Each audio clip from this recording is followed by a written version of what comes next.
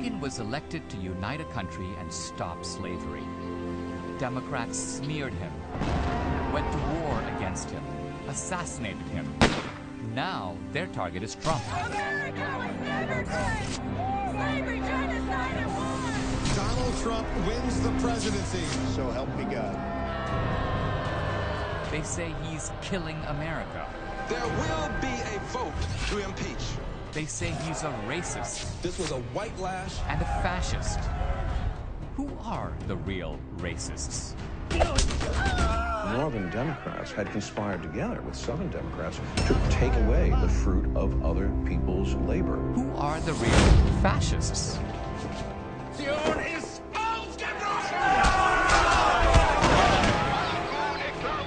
Both Mussolini and Hitler set up and ran welfare states. This was done by the do-gooders, the liberals, the people who wanted to improve society. Which party attacks our free speech?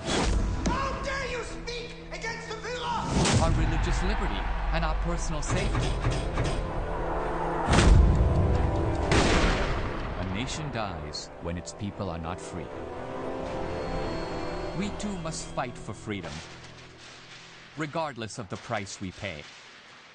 An end in terror is preferable to a terror with no end.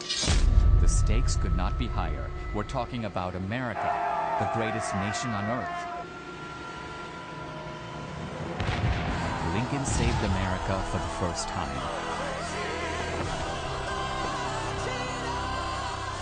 It's now up to us to save America a second time.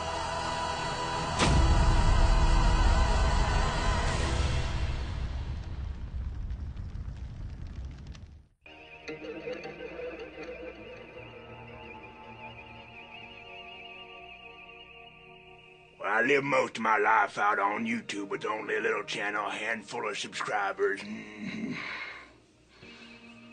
I reckon they didn't like me on the platform one bit. Back then it was mostly just me uploading short videos, me talking to my camera. I ain't had nothing but a bed sheet, a camera, a couple of microphones down there. Well, back then, the Young Turks used to make quite a bit of sport of me. They teased me quite a bit. I got to the point where I could feed Hopper cheese and biscuits 4 times a week, but mostly I just sat out there making videos on my channel. Well, one night I was doing much of nothing, just staring at the YouTube, searching on a PragerU video for the Electoral College. All I could find was them there trying to make up tutorials in my suggested feed. So I logged into my YouTube account to see what was wrong with it. Turns out every video had been put in restricted. I even been unsubscribed from Louder with Crowder, my favorite channel. I had to resubscribe quite a bit. But even when I did, I didn't receive no notifications. Had to hit the bell 3 times. But then I ain't seen nothing but Trevor Noah videos in my suggested feed. But then I just seen red. I hired myself a half-Asian lawyer. Some people think he's half Mexican, he's half Asian. Got almond little shaped eyes and hair that stick out straight out the side of his head. Don't matter how he cut it, I reckon. You just puff out like that, black as pitch.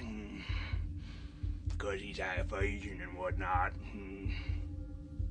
But I had my little bill there to go on in and talk with YouTube's top lawyers and parlay with them about our questions on my channel. But they didn't answer none of it. Not the restrictions, demonetization.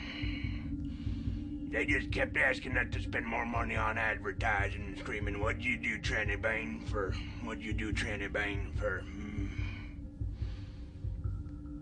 I reckon that made me madder than the whole notification business. I had Bill Richmond, he's half Asian. Some people think he's half Mexican, he's half Asian. I had him walk right on into Susan Wojcicki's office at YouTube. Sure.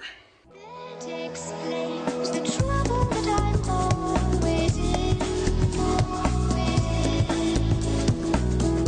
It explains. I don't know what this is, but I realized what I kind of think this is. I've been watching River Monsters, and when he's strapped in and doing the fishing, he does it kind of like he goes at an angle. I've never really fished very much, but I just used to think you catch it and you reel it in.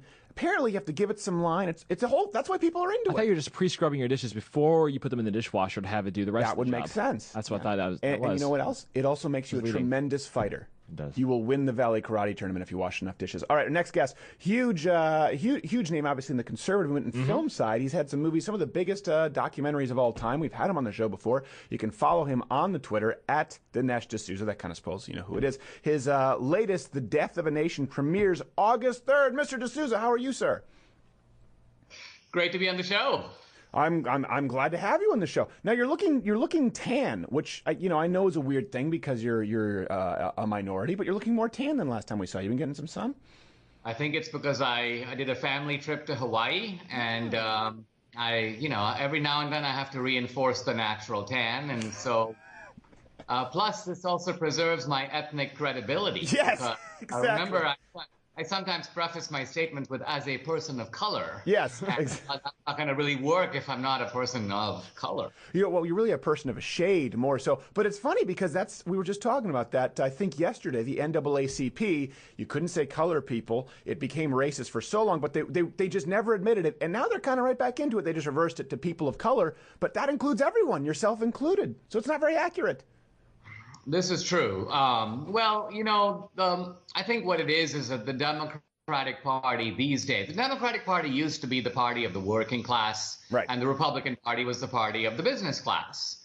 But now the Democratic Party is reorganized, and it's essentially, I believe, it's the party of the ethnic plantation. Now, of course, originally, Stephen, the party of the slave plantation, but today that plantation has gone multiracial. Yeah. And so they've got not just the black ghettos, they've got the Latino barrios, they've got the Native American reservations. So they don't like to campaign for votes individually. They just want to collect each ethnic group, deposit you on a plantation, create a kind of intergenerational dependency in which you trade your vote in exchange for a kind of meager provision, and then you're permanently enthralled to the Democratic Party. Yeah, well, it's kind of a good racket if you can make it work. It is a good racket, especially if you have the buses and you give them free sandwiches and you take them to a voting booth where the option is Democrat or Democrat and heroin. You know, you just put that on the ticket and they can pick. I mean, the genius of this plantation system is that it gets people to vote Democratic regardless of who is on the ticket. Right. This is true. Let me ask you this.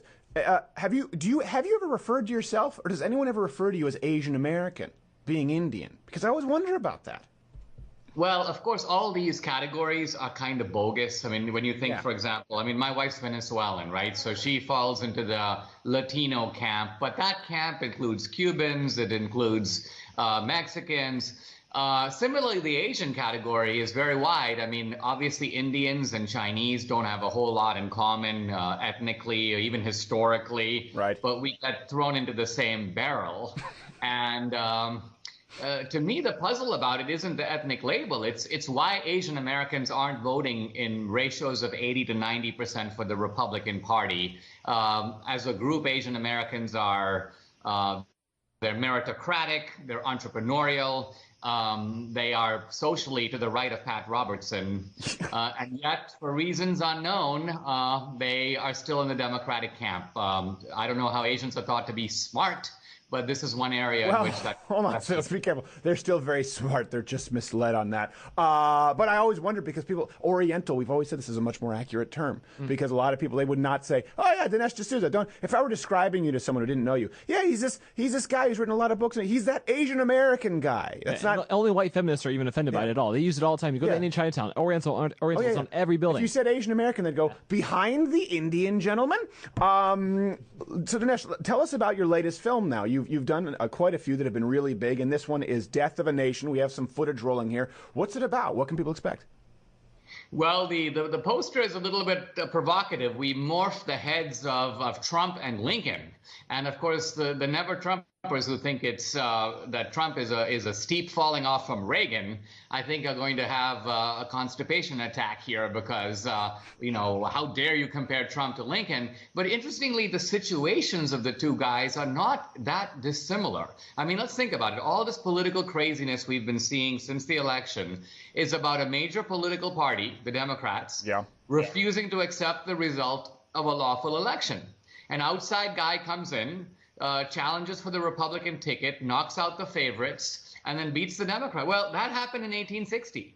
And so in 1860, the Democrats also went nuts. Then they broke up the country. This time they're merely trying to stage a kind of coup. So the movie, it's a deep dive into two big issues, fascism and racism or white supremacy. And as you know, these are the two incendiary tales that the left is trying to hang on the Republican elephant. And so the movie questions this, challenges it, takes you to Europe, takes you into Mussolini, dives into not just the history of the Democratic Party, but where is the racism now? It's eye-opening, and it's going to blow people away. So I'm very excited. Well, I haven't seen it yet. I haven't seen this yet, but we've talked about Mussolini on the show quite a bit. In your movie, is he a rather pathetic character? Because whenever I think of Mussolini, you know, Hitler, terrible person, obviously. Stalin, terrible person. Mussolini, also a terrible person. Sad Hitler. Yeah, but it also makes me very sad because he was kind of pathetic. Well, he was a very strange guy. I mean, if you look at video of Mussolini online, it almost seems cartoonish. He, you know, the caricature of the Italians, kind of from the mafia movies. Well, Mussolini is that in italics, and it seems almost. He always reminded me of Goldfinger. Yes, Goldfinger. Yeah, a guy who's, you know, he's exaggerated mannerisms and so on. Now, interestingly, in his own time, Mussolini was seen as a serious guy. He was very well read in sort of Marxist literature and history. He wrote extensive, scholarly or at least semi-scholarly articles. In that sense, he compares very favorably with Hitler. And of course, he was a man of the left. Right. He was an acquaintance of Lenin. Lenin sent him a telegram congratulating him when he started the fascist party in Italy. And so the fact that Hitler and Mussolini came from the left. Well, he was well read, but what I mean by this is he seemed kind of like a useful idiot to everyone else who was in real power, and that's the thing. Mussolini wasn't very good at it good at being evil in comparison. You know what I mean? I'm not saying all of them are evil. Let's be really, really clear, everybody. Okay, hold your comments. But Mussolini kind of sucked at being evil. Well, that may be true. I mean, he certainly didn't have the kind of scary, you know, he didn't have the power that Hitler did, and he recognized that. But let's remember, Mussolini came to power in 1922, and he wasn't ousted till 1943. That's true. So he had a much longer tenure than Hitler did. Hitler basically lasted a little over a decade. Mussolini lasted almost a quarter century. Hitler, that one-hit wonder. The one-hit wonder. That Walther PP put an end to it. Otherwise, he would have been like ABBA, just churning out hits. No, that is true. And, you know, a good point to contrast. That doesn't mean that popular is right. You know, Winston Churchill was ousted immediately after wartime because people wanted socialized healthcare. That was a big thing that people don't remember about Winston Churchill. So he was there for a long time. But, yeah, I mean, he just makes me sad because he's such a wiener. That's how I feel about Mussolini. Sorry for the direction with this. Let me ask you, what kind of pushback have you gotten from the left with this film, considering not only the cover but the theme, you know, going in with Lincoln and President Trump and the Republican Party and the racist Democrats?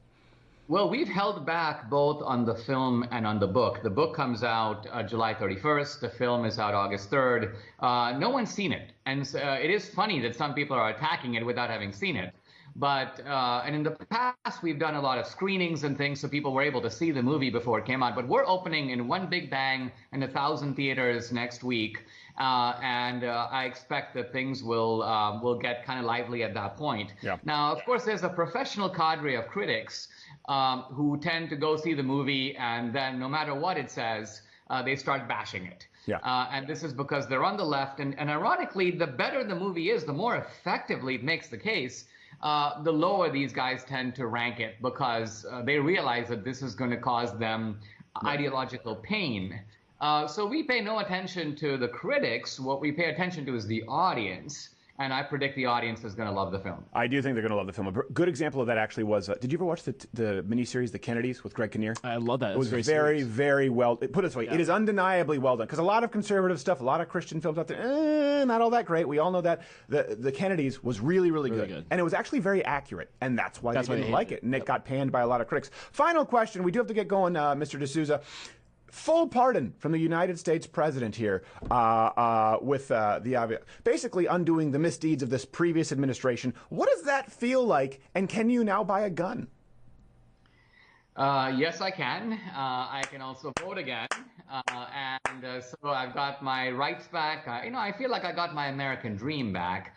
And of course, the left was just rejoicing in the fact that they could hang the felon label on me. So I'm now one of a very small population, Stephen, of ex-felons. You see, normally, if you're a felon for life. Right.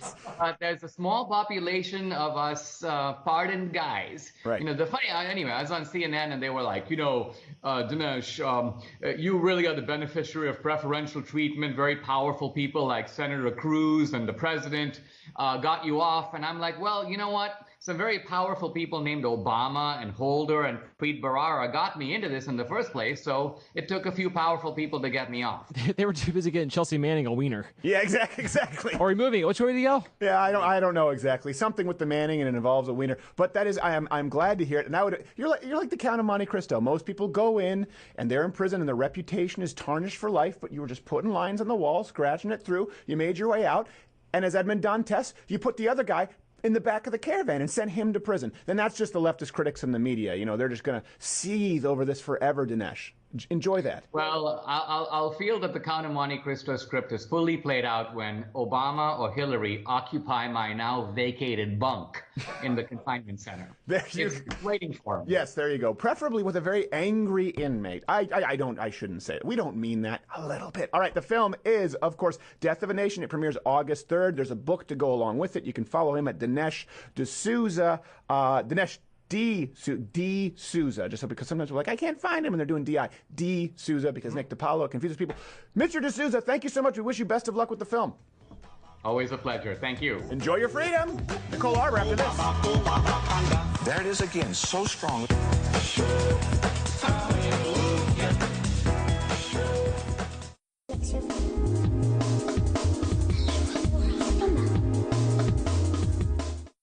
Hey, kids. I see that socialism is starting to become a cool, hip thing because of that crazy-eyed lady Alexandria Cortez and, of course, Bernie Sanders and his vape pens. So I thought I'd fill you in real quick about the realities of socialism. Socialism is like studying really, really hard on a test, and you get an A and then another kid gets an F. The teacher holds a gun to both of your heads, and now you both get C's. That's not very fair if you ask me. So when that crazy lady with her crazy eyes talks about socialism, she forgets to mention that it always ends in starvation and genocide. USSR, Cambodia, Cuba, North Korea, Venezuela, all genocide, starvation. Bernie Sanders has 3 houses and he wants some more, so he'll come to your parents' door and take your toys. It's a terrible, terrible, terrible idea. The Blaze Radio Network.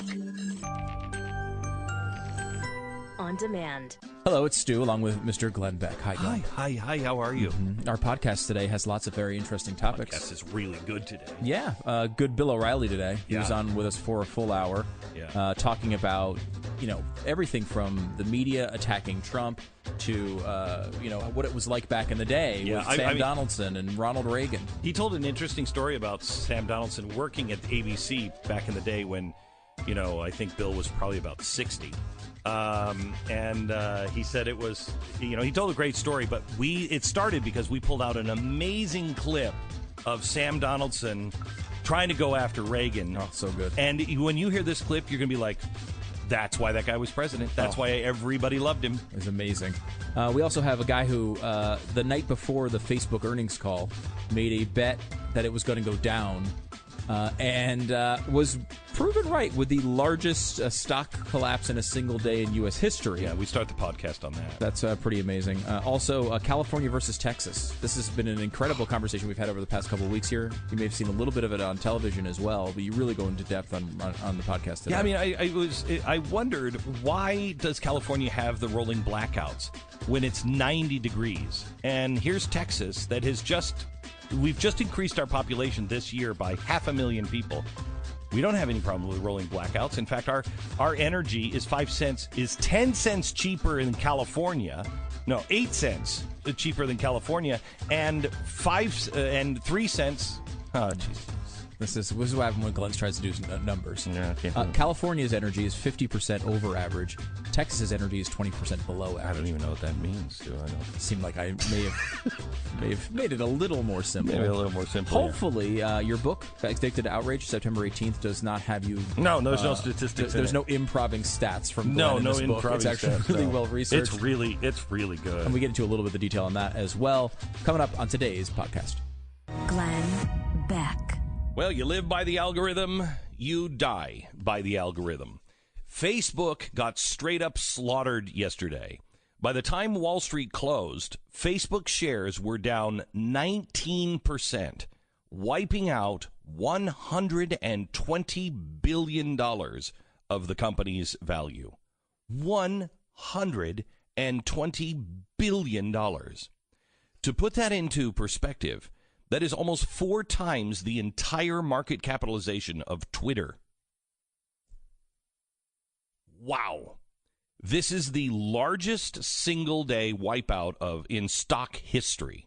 Mark Zuckerberg himself lost over $15 billion yesterday.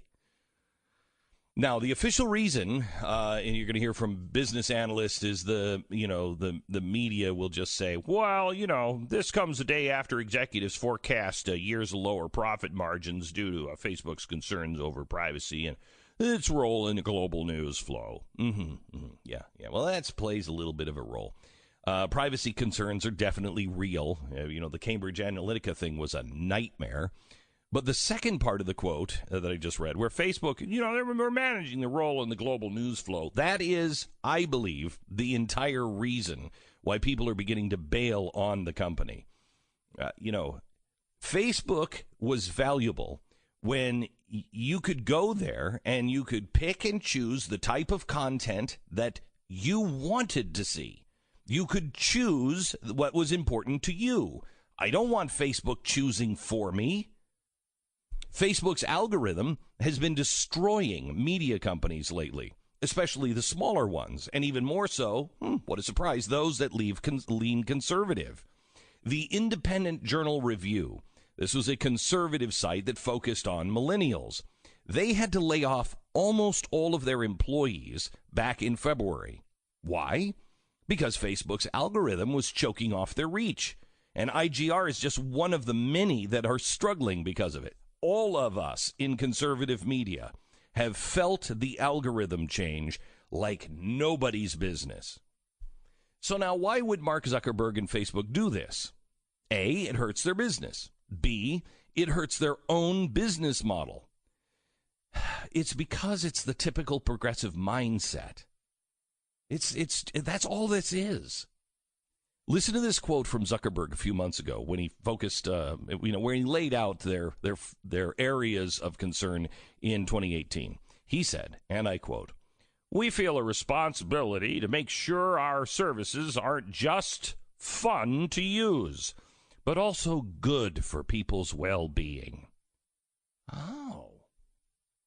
So we've studied this trend carefully by looking at the academic research and doing our own research with leading experts at universities. Oh, well, if you're going to the university, people, you know you're going to be on the right path. This is the same progressives in Washington. It is with progressives in Silicon Valley. It's in the universities. They are, you are just too stupid. I don't believe you should be able to make your own decisions. I mean, you're one of the little people. Sit back for a minute and let us in the university, the educated egghead types. We know what's best for you. Are we too stupid to be able to pick the type of content that we feel is important? You're too much of an idiot to decipher fake news from real news. So Facebook is going to be the gatekeeper. So you don't hurt yourself. Don't run with those scissors.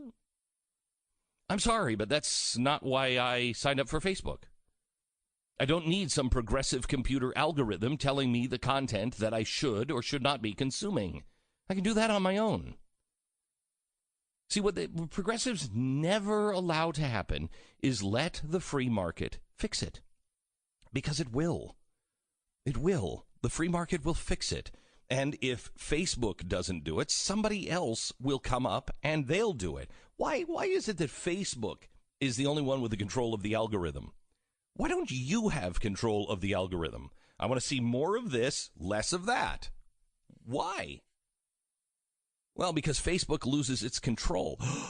Oh, I thought Facebook put you in control. There is the problem. Everybody is fed up being told what to do, what they should be watching, what they should be reading, what they should be saying, who they should follow. Someone soon is going to come along and provide the services that Facebook is denying.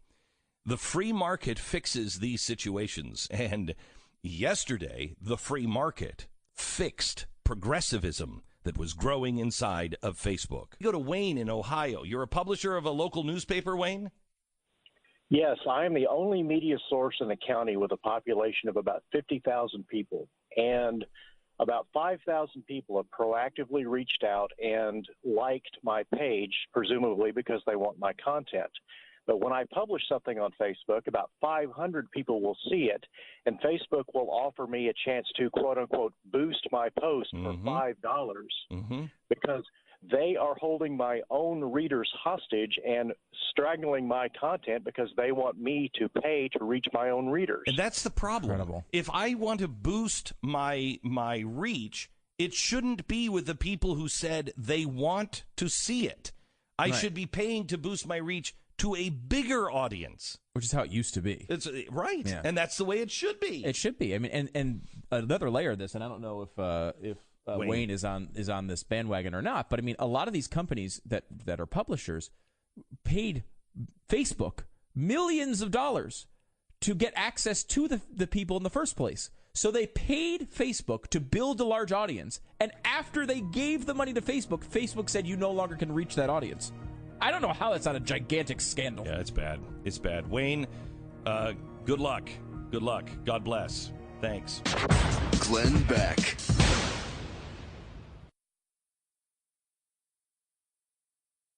When you realize that the number one leader of the FBI, the number two leader of the FBI, both clearly broke the law, when you realize that there was a systematic effort to cover up for the Clintons, with immunity being given to people, with all sorts of weird things going on, and then you look at how viciously they went after the Trump supporters, you have to conclude that this was the greatest abuse of bureaucratic power at any point in the history of the deep state, and that it had Clinton won, they would have covered the whole thing up, and we would be living in a country with a very corrupted Justice Department and a very corrupted Federal Bureau of Investigation. So I feel doubly grateful that Trump won, because I think the danger of Clinton would have been so horrendous.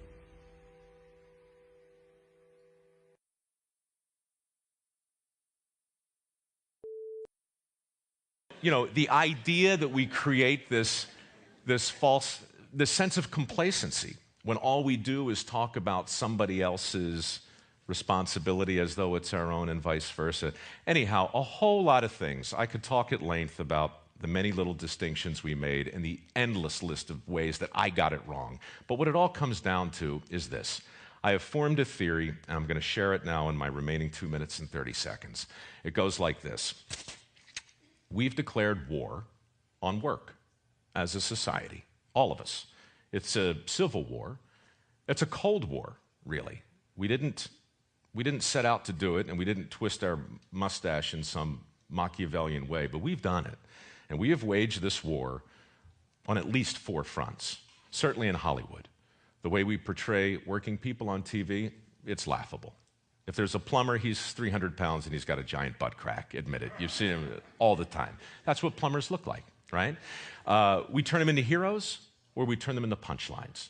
That's what TV does. We try hard on dirty jobs not to do that, which is why I do the work and I don't cheat. But we've waged this war on Madison Avenue.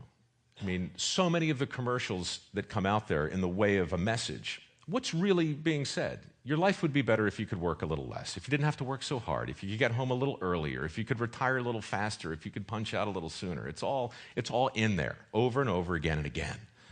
Washington, I can't even begin to talk about the deals and policies in place that affect the bottom line reality of the available jobs, because I don't really know. I just know that that's a front in this war. And right here, guys, Silicon Valley. I mean, how many people have an iPhone on them right now? How many people have their BlackBerries on? We're plugged in, we're connected. I would never suggest for a second that something bad has come out of the tech revolution. Good grief, not to this crowd. But I would suggest that innovation without imitation is a complete waste of time.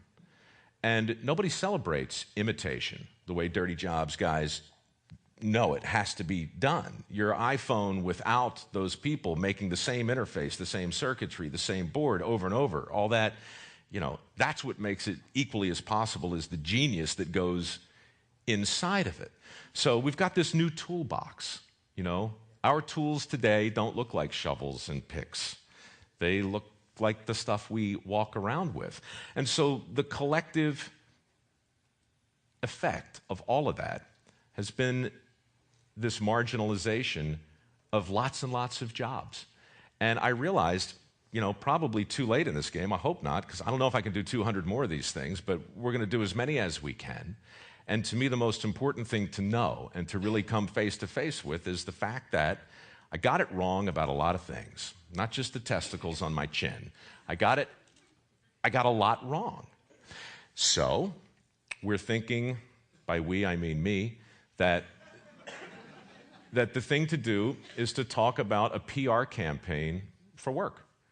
Manual labor, skilled labor. Somebody needs to be out there talking about the forgotten benefits. I'm talking about grandfather stuff, the stuff a lot of us probably grew up with, but we've kind of lost a little. Barack wants to create 2.5 million jobs. The infrastructure is a huge deal. This war on work that I suppose exists has casualties like any other war. The infrastructure is the first one. Declining trade school enrollments are the second one. Every single year, fewer electricians, fewer carpenters, fewer plumbers, fewer welders, fewer pipe fitters, fewer steam fitters. The infrastructure jobs that everybody is talking about creating are those guys, the ones that have been in decline over and over. Meanwhile, we got $2 trillion at a minimum, according to the American Society of Civil Engineers, that we need to expend to even make a dent in the infrastructure, which is currently rated at a D-. So if I were running for anything, and I'm not, I would simply say that the jobs we hope to make and the jobs we hope to create aren't going to stick unless they're jobs that people want. And I know the point of this conference is to celebrate the things that are near and dear to us. But I also know that clean and dirty aren't opposites. They're two sides of the same coin, just like innovation and imitation, like risk and responsibility, like peripeteia and anagnorisis, like that poor little lamb who I hope isn't quivering anymore, and like my time that's gone. It's been great talking to you. And get back to work, would you?